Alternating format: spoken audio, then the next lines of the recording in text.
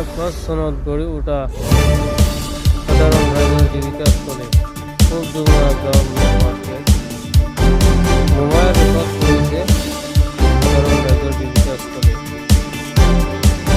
এয়া চাওক আপোনালোকে, ৰাইজে উঠিবৰ আগতে নিজে নিজে ভাঙি ল'লে নিজৰ দোকানসমূহ।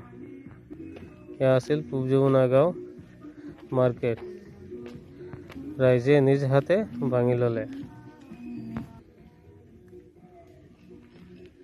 লাচিতৰ দেশত মোমায়ে কৰিলে তাণ্ডৱ। এইবাৰ ৰাইজে বুজাই দিব,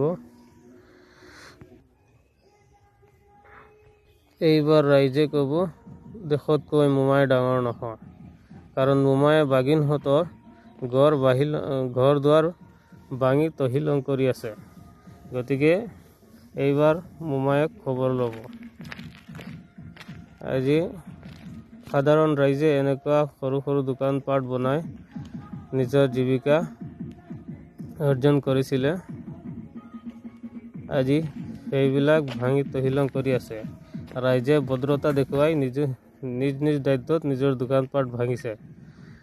গতিকে আপোনালোকে বিবেচনা কৰিব অহা 2026 ইলেকশ্যনত।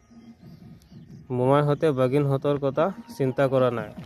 মোমায়ে ভাঙিলে ৰাইজৰ ঘৰ, মোমায়ে ভাঙিলে ৰাইজৰ ঘৰ। গতিকে ৰাইজে এইবাৰ খবৰ ল'ব 2026ত।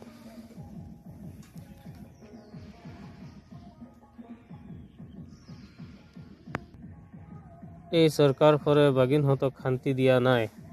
গতিকে এইবাৰ বাগিনহঁতে চৰকাৰক 26ৰ ইলেকশ্যনত বাগিনহঁতে মোমাইৰ খবৰ ল'ব ভালকৈ।